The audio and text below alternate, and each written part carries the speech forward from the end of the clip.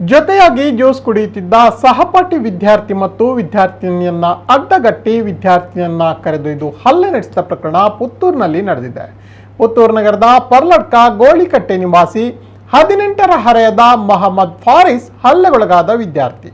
ಈತ ತನ್ನ ಸಹಪಾಠಿ ವಿದ್ಯಾರ್ಥಿನಿ ಜೊತೆಗೆ ಬಸ್ಸು ನಿಲ್ದಾಣದ ಬಳಿಯಲ್ಲಿ ಜ್ಯೂಸ್ ಕುಡಿಯುತ್ತಿದ್ದ ಎನ್ನಲಾಗಿದ್ದು, ಈ ಸಂದರ್ಭ ಸುಮಾರು 15 ಮಂದಿಯ ತಂಡ ಅಲ್ಲಿಗೆ ಆಗಮಿಸಿ ಆತನ ಹೆಸರು ಕೇಳಿ ಬಳಿಕ ಬಲವಂತವಾಗಿ ಕರೆದೊಯ್ದು ಹಲ್ಲೆ ನಡೆಸಿರುವುದಾಗಿ ಆರೋಪಿಸಲಾಗಿದೆ.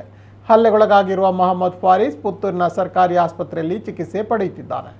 ನಾನು ಮತ್ತು ನನ್ನ ತರಗತಿಯ ವಿದ್ಯಾರ್ಥಿನಿ ಜ್ಯೂಸ್ ಕುಡಿಯುತ್ತಿದ್ದ ವೇಳೆ ಅಲ್ಲಿಗೆ ಬಂದಿದ್ದ ಸುಮಾರು 15 ಮಂದಿ ಪುತ್ತೂರಿನ ITI ಕಾಲೇಜಿನ ವಿದ್ಯಾರ್ಥಿಗಳು ನನ್ನ ಹೆಸರನ್ನ ಕೇಳಿದ್ದಾರೆ. ನಾನು ಹೆಸರು ಹೇಳಿದ ಬಳಿಕ ನಿನ್ನಲ್ಲಿ ಮಾತನಾಡಲಿಕ್ಕಿದೆ ಎಂದು ನನ್ನನ್ನು ರೂಮ್ ಒಂದಕ್ಕೆ ಕರೆದೊಯ್ದರು. ಅಲ್ಲಿ ಸುಮಾರು 50 ಮಂದಿ ಸೇರಿಕೊಂಡು ನನ್ನ ಮೇಲೆ ವೈರ್ ಮತ್ತು ಲಾಠಿಯಿಂದ ಹೊಡೆದಿದ್ದಾರೆ. ಕಬ್ಬಿಣ ಬಿಸಿ ಮಾಡಿ ಮೈ ಮೇಲಿಟ್ಟು ಹಲ್ಲೆ ನಡೆಸಿದ್ದಾರೆ. ಬಳಿಕ ನೀನು ಪೊಲೀಸರಿಗೆ ದೂರು ನೀಡಿದರೆ ನಿನ್ನನ್ನು ಕೊಲೆ ಮಾಡುತ್ತೇವೆ, ನಿನ್ನ ಮೇಲೆ ಪೋಕ್ಸೋ ಕಾಯ್ದೆ ದಾಖಲಾಗುವಂತೆ ಮಾಡುತ್ತೇವೆಂದು ಹೆದರಿಸುತ್ತಾರೆ ಎಂದು ಗಾಯಾಳು ಫಾರಿಸ್ ತಿಳಿಸಿದ್ದಾರೆ. ಈ ಬಗ್ಗೆ ಪುತ್ತೂರು ನಗರ ಠಾಣೆಗೆ ದೂರನ್ನ ನೀಡಲಾಗಿದೆ. ಇನ್ನು ಘಟನೆಗೆ ಸಂಬಂಧಿಸಿದಂತೆ ಪುತ್ತೂರು ಪೊಲೀಸರು 2 ಆರೋಪಿಗಳನ್ನು ಬಂಧಿಸಿದ್ದಾರೆ.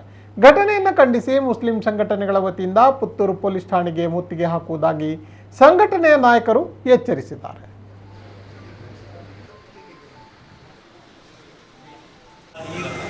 ಇವತ್ತು ಫಾರಿಸ್ ಎಂಬ ವಿದ್ಯಾರ್ಥಿಯ ಮೇಲೆ ಮಾರಣಾಂತಿಕ ಹಲ್ಲೆ ನಡೆದಿರುವುದನ್ನು ನಾವು ಸೋಷಿಯಲ್ ಡೆಮೊಕ್ರಾಟಿಕ್ ಪಾರ್ಟಿ ಆಫ್ ಇಂಡಿಯಾದ ವತಿಯಿಂದ ಖಂಡಿಸ್ತಾ ಇದ್ದೇವೆ. ಇತ್ತೀಚಿನ ದಿನಗಳಲ್ಲಿ ಬಜರಂಗ ದಳ ಗೂಂಡಾಗಳು ಇಂಥ ಸುಮ್ಮನೆ ವಿದ್ಯಾರ್ಥಿಗಳನ್ನು ಟಾರ್ಗೆಟ್ ಮಾಡಿಕೊಂಡು ಇಲ್ಲಿ ಚುನಾವಣೆಯನ್ನು ಎದುರಿಸಲಿಕ್ಕೆ ಅವರಿಗೆ ನೈತಿಕ ಅಭಿವೃದ್ಧಿಯನ್ನು ಇಲ್ಲ. ಈ ಒಂದು ವಿಚಾರವನ್ನು ಇಟ್ಟುಕೊಂಡು ಇವತ್ತು ಚುನಾವಣೆಯಲ್ಲಿ ಲಾಭ ಗಳಿಸುವಂಥ ಒಂದು ಪ್ರಯತ್ನವನ್ನು ಮಾಡ್ತಿದ್ದಾರೆ. ಖಂಡಿತ ಇದಕ್ಕೆ ನಾವು social democratic party of India ಬಿಡುವುದಿಲ್ಲ.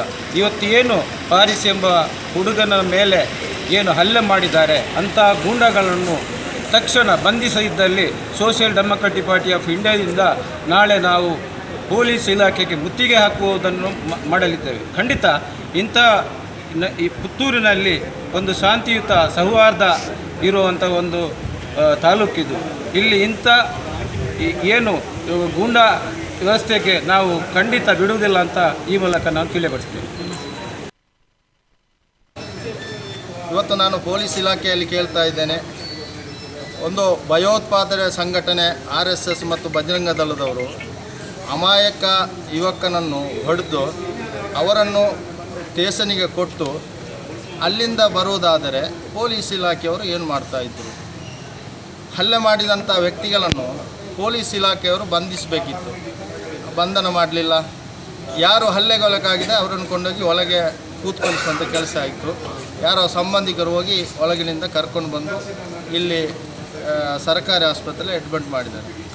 ಇವತ್ತು ಈ RSSಗಳ ಒಳಗೆ ಇವತ್ತು BJP ಸಂಘ ಪರಿವಾರದ ಒಳಗೆ 2 ವಿಭಾಗವಾಗಿ ಮತಗಳಿಸುವಂಥ ಹುನ್ನಾರ ಇವತ್ತು ನಡೀತಾ ಇದೆ. ಕೋಮು ಗಲಭೆ ಮಾಡುವುದರ ಮೂಲಕ BJPಯನ್ನು ಗೆಲ್ಲಿಸುವಂಥ ಒಂದು ಕಾರ್ಯತಂತ್ರ ಇವತ್ತು ಆಗ್ತಾ ಇದೆ. 2 ಸಂಘಟನೆ ಸ್ವಯಂ ಘೋಷಿತ ಹಿಂದುತ್ವ ಎನ್ನುವ ಸಂಘಟನೆ ಇವತ್ತು ಡಿವೈಡ್ ಆಗಿ ಭಾರತೀಯ ಜನತಾ ಪಾರ್ಟಿ ಪುತ್ತೂರಿನಲ್ಲಿ ಅವಸಾನ ಹತ್ತಿರ ಹೋಗ್ತಾ ಇದೆ. ಇದನ್ನು ಮನಗಂಡು ಕೋಮು ಗಲಭೆ ಮಾಡಿ ಇಲ್ಲಿ ಚುನಾವಣೆಯಲ್ಲಿ ಗೆಲ್ಲುವ ಎಂಬ ಭ್ರಮೆಯಲ್ಲಿದ್ದಾರೆ.